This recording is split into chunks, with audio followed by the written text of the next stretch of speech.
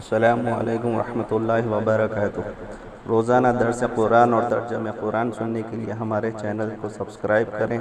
اور bell icon کو press کر لیں تاکہ آپ کو نوٹیفیکیشن مل جائے۔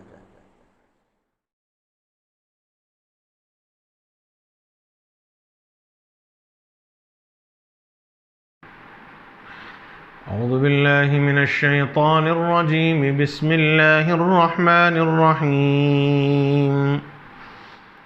وَنُفِخَ فِي الصُّورِ فَإِذَا هُم مِّنَ الْأَجْدَاثِ إِلَىٰ رَبِّهِمْ يَنسِلُونَ قَالُوا يَا وَيْلَنَا مَن بَعَثَنَا مِن مَّرْقَدِنَا هَٰذَا مَا وَعَدَ الرَّحْمَٰنُ وَصَدَقَ الْمُرْسَلُونَ إِن كَانَتْ إِلَّا صَيْحَةً وَاحِدَةً فَإِذَا هُمْ جَمِيعٌ لَّدَيْنَا مُحْضَرُونَ فَالْيَوْمَ لَا تُظْلَمُ نَفْسٌ شَيْئًا وَلَا تُجْزَوْنَ إِلَّا مَا كُنتُمْ تَعْمَلُونَ۔ کل کی مجلس میں یہ بات عرض کی گئی کہ نفخے دو قسم کے ہوں گے، یعنی سور دو مرتبہ پھونکا جائے گا۔ ایک پہلا جس میں دنیا کا سارا نظام درہم برہم ہوگا، ختم ہو جائے گا، اور پھر اس کے تقریباً 40 سال کے وقفے کے بعد دوسری مرتبہ سور پھونکا جائے گا، اور اس مرتبہ جب سب لوگ اپنی قبروں سے نکلیں گے اس کو قرآن مجید نے ان آیت شریفہ کے اندر بیان فرمایا کہ جب سور میں پھونک ماری جائے گی، یہ سور کس شکل کا ہے۔ اس سلسلے میں کل کی تفسیر سننے کے بعد کچھ فون آئے اور جنہوں نے یہ پوچھا کہ سور کس شکل کا ہوگا، سور کس انداز کا ہوگا۔ اس سلسلے میں احادیث مختلف ہیں۔ لفظ حدیث کے اندر قرن کا آیا ہے، اور قرن کے معنی سینگ کے آتے ہیں۔ اس سلسلے میں حضرات علماء نے دو باتیں فرمائی ہیں مختلف کتابوں میں جو بات لکھی ہے۔ ایک تو یہ ہے کہ وہ کچھ اس قسم کا ہوگا کہ جیسے سی پی ہوتی ہے، سی پی، تو سی پی کی شکل کا ہوگا، اور وہ حضرت اسرافیل علیہ السلام کے منہ میں رکھا ہوا ہے، اور وہ اللہ رب العزت کی طرف دیکھ رہے ہیں، یعنی حکم کے انتظار میں ہیں کہ جیسے ہی مولا کا حکم ہوگا وہ سور پھونکیں گے، اور اس طرح پھونکیں گے کہ اس کی آواز دنیا میں پھیل جائے گی۔ اور بعض حضرات نے اس کی شباہت ایک لمبی سینگ کی طرح دی ہے کہ وہ اس کا ایک سرا ان کے منہ میں ہوگا اور دوسرا ایسے نکلا ہوا ہوگا، اور وہ اس طرح لمبا انتظار میں ہیں حضرت اسرافیل علیہ السلام کے۔ یہ مختلف کتابوں میں سور کی شکل بیان کی گئی ہے، لیکن تحقیق یہی ہے اور راجح یہی ہے کہ سور ہوگا، سور پھونکا جائے گا۔ حدیث کے اندر رسول اللہ صلی اللہ علیہ وسلم نے اتنا بتلایا کہ حضرت اسرافیل اس کو اپنے منہ میں لیے ہوئے حق تعالی جل شانہ کی طرف دیکھ رہے ہیں اور اللہ کے حکم کے انتظار میں ہیں۔ بقیہ حدیث میں کوئی صراحت نہیں ہے، کوئی شباہت نہیں ہے، کوئی شکل نہیں ہے کہ وہ کس انداز کی ہوگی۔ بس اتنا کہا گیا کہ وہ سور قرن سینگ کی شکل میں ہے، بقیہ کیفیت اس کی اللہ ہی بہتر جانتے ہیں، اس لیے اس مسئلے میں تحقیق کرنے کی کوئی خاص ضرورت نہیں ہے۔ بہرحال جب دوسری مرتبہ سور پھونکا جائے گا تو نتیجہ یہ ہوگا کہ اس طرح دنیا کا نظام ہوگا کہ لوگ اپنی قبروں سے اٹھیں گے۔ اللہ تعالیٰ نے اس کو فرمایا الہاکم التکاثر حتی زرتم المقابر، یہاں تک کہ لوگ اپنی قبروں سے مٹی جھاڑتے ہوئے اٹھیں گے۔ قرآن مجید نے یہاں بھی وہی بات فرمائی ہے کہ جب سور پھونکا جائے گا تو اس کے نتیجے میں فَإِذَا هُم مِّنَ الْأَجْدَاثِ إِلَىٰ رَبِّهِمْ يَنسِلُونَ، لوگ اپنی قبروں سے نکل کر اپنے رب کی طرف چلیں گے، ینسلون، اپنے رب کی طرف دوڑتے ہوئے چلیں گے۔ بعض حضرات نے جیسے قرآن مجید کی دوسری آیت شریفہ کے اندر اس انداز سے بیان کیا گیا کہ سراعن کا لفظ آیا ہے، تیزی کے ساتھ چلیں گے،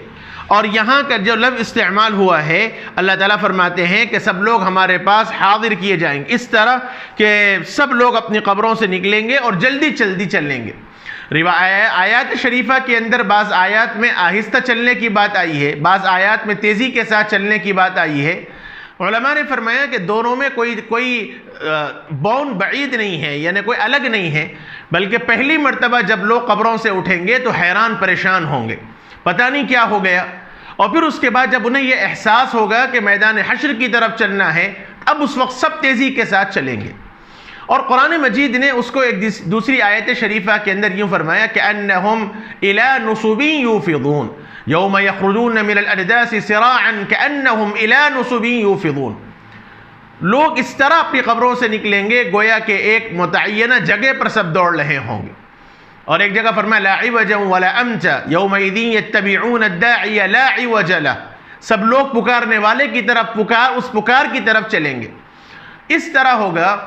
کہ جیسے دنیا کے اندر اس وقت زمین کے مختلف خطے ہیں، کچھ حصہ اونچا ہے، کچھ حصہ چھوٹا ہے، کچھ حصہ چڑھاؤ کا ہے، کچھ حصہ اتار کا ہے، کوئی حصہ درخت کا ہے، کوئی حصہ بغیر درخت کا ہے،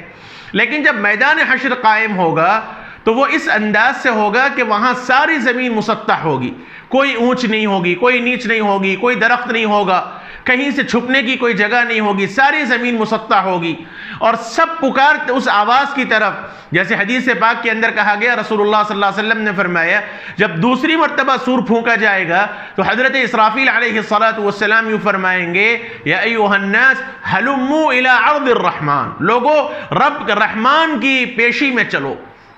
یہ ندا لگائی جائے گی ہلموا الی عرض الرحمن، رحمان کی پیشی میں چلو۔ تو نتیجہ یہ ہوگا کہ سب لوگ، کیا مسلمان، کیا کافر، کیا انبیاء، سب اس طرف دوڑتے ہوئے اسی آواز کی طرف چلیں گے۔ قرآن مجید نے اس کو یہاں فرمایا کہ لوگ اپنی قبروں سے اپنے رب کی طرف تیزی کے ساتھ چلیں گے، اور جو مؤمن ہوگا وہ تو بڑی خوشی کے ساتھ چلے گا، لیکن جو کافر آدمی ہوگا، جو نافرمان ہوگا، اس کی زبان سے یہ نکلے گا قالوا یا ویلنا من بعثنا من مرقدنا، ہائے ہماری بدبختی، ہائے ہمارے کا افسوس، ہماری قبروں سے ہمیں کس نے اٹھایا؟ من بعثنا من مرقدنا، کون ہے جس نے ہمیں ہماری قبروں سے اٹھایا؟ یعنی قبر میں بھی عذاب ہے، قبر میں بھی عذاب ہے، لیکن قبر کا عذاب آخرت کے عذاب کے مقابلے میں، آخرت کی سختی کے مقابلے میں ان کو ہلکا محسوس ہوگا، اس لیے وہ یہ کہیں گے کہ کاش ہم یہاں جس میں تھے وہی اچھا تھا، اب یہ یہاں سے ہم کہاں جا رہے ہیں؟ دہشت ہوگی، خوف ہوگا، اور ایک طرح کے ڈر ہوگا، ہیبت ہوگی۔ اس کے نتیجے میں وہ یوں کہیں گے کہ ہائے کاش من بعثنا من مرقدنا، ہماری قبروں سے ہمیں کس نے اٹھایا اور ہم کہاں جا رہے ہیں؟ اس وقت ندا لگائی جائے گی ھذا ما وعد الرحمن وصدق المرسلون، یہ ہے وہ چیز جس کا رحمان نے وعدہ کر رکھا، یعنی قیامت کا جو رحمان نے بار بار تم سے وعدہ کیا تھا اور رسولوں نے اس کی بات کی تصدیق کی تھی، تو تم لوگوں نے نبی کی بھی بات کو انکار کر دیا، اللہ کی بات کو بھی نہیں مانا، آج وہی قیامت نافذ ہوگی اور وہیں تم چل رہے ہوگے۔ علماء نے فرمایا کہ قرآن مجید نے یہاں اللہ تعالیٰ کی دوسری اور صفات کے بجائے رحمان کا لفظ کیوں استعمال کیا؟ اس سے پہلے یہ بات عرض کی گئی کہ رحمان کا تعلق عام ہے اور رحیم کا تعلق خاص ہے، تو رحمان کا لفظ یہاں استعمال کر کے اللہ تعالیٰ نے یہ فرمایا کہ وہ اللہ جس نے دنیا میں تم کو مواقع میسر کیے تھے، کئی مواقع نصیب کیے تھے کہ سمجھو اس بات کو، رب کی وحدانیت کو مان لو تاکہ تم عذاب سے بچ جاؤ، لیکن تم نے بات نہیں مانی، اس لیے رحمان کا لفظ استعمال کر کے خاص طور پر یہ اشارہ کیا کہ یہی ہے جس بہت سے عذاب سے بچنے کے لیے اس نے تمہیں اشارات دیے تھے، نبیوں کو بھیجا تھا، کتابوں کے اندر یہ چیزیں بیان کی تھیں تاکہ تم مان لو، لیکن تم نے نہیں مانا۔ اللہ تعالیٰ فرماتے ہیں اس موقع پر ان كانت الا صيحة واحدة، وہ تو بس ایک چیخ ہوگی، ایک آواز ہوگی، فَإِذَا هُمْ جَمِيعٌ لَدَيْنَا مُحْضَرُونَ، وہ سب کے سب ہمارے پاس حاضر کیے جائیں گے، سارے لوگ ہمارے پاس موجود ہوں گے۔ اور قرآن مجید نے ایک جگہ اس کو افواجہ کے لفظ سے تعبیر فرمایا، فوج در فوج لوگ جمع ہوں گے۔ وَفُتِحَتِ السَّمَاءُ فَكَانَتْ أَبْوَابًا، اللہ تعالیٰ فرماتے ہیں آسمان کے دروازے کھول دیے جائیں گے، اور اس موقع پر سب لوگ وہاں جمع کیے جائیں گے، نبیوں کی ایک جماعت ہوگی اور اولیاء کرام کی ایک جماعت ہوگی، مؤمنین کی ایک جماعت ہوگی، کافروں کی ایک جماعت ہوگی، نافرمانوں کی ایک جماعت ہوگی، اس طرح سب کے سب ٹھہرے ہوئے ہوں گے۔ فَالْيَوْمَ لَا تُظْلَمُ نَفْسٌ شَيْئًا، فرمایا کہ کوئی نفس کسی انسان پر ذرا برابر بھی ظلم نہیں کیا جائے گا۔ فَالْيَوْمَ لَا تُظْلَمُ نَفْسٌ شَيْئًا، کسی نفس پر ذرا برابر بھی ظلم نہیں کیا جائے گا، اور فرمایا وَلَا تُجْزَوْنَ إِلَّا مَا كُنْتُمْ تَعْمَلُونَ، جو کچھ تم نے کیا ہے بس اسی کا تمہیں بدلہ دیا جائے گا۔ نیکیوں کا تو عالم یہ ہوگا کہ من جاء بالحسنۃ فلہ عشر امثالھا، کہ جو آدمی نیکی کا کام کرے گا اس کو 10 گنا اللہ تعالیٰ عطا فرمائیں گے. لیکن آخرت ومن جاء بالسیئۃ فلا یجزی الا مثلھا، اور اسی لیے قیامت کی منظر کشی اللہ تعالیٰ نے فرمائی وہ ایسا ہوگا، اللہ رب العزت لوگوں کے سامنے آئیں گے، اللہ تعالیٰ اپنا جلوہ دکھائیں گے اور بڑے جلال میں ہوں گے. ووضع الکتاب، نام عمل اڑائے جائیں گے اور ہر انسان کا نام عمل اس کے سامنے ہوگا.